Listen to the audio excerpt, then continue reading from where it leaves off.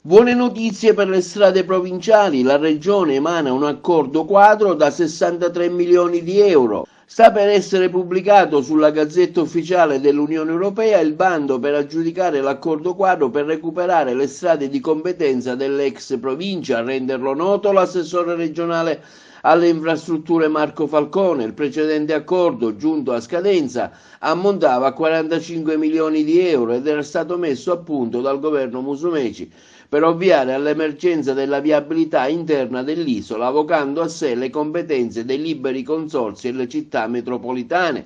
Attraverso questo accordo, spiega l'assessore Falcone, selezioneranno sul mercato un'impresa per ciascuna delle 9 province siciliane.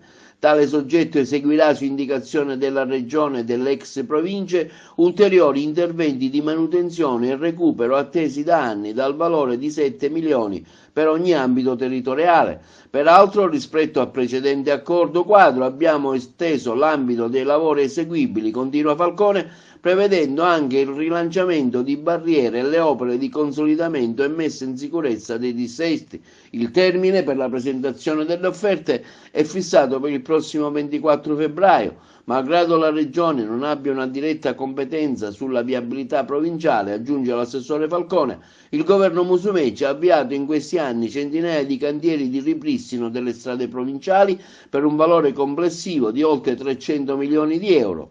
L'accordo quadro si inserisce in tale impegno senza precedenti da noi assunto per rimediare alle conseguenze disastrose della riforma flop delle ex province, restituendo dignità alle strade siciliane.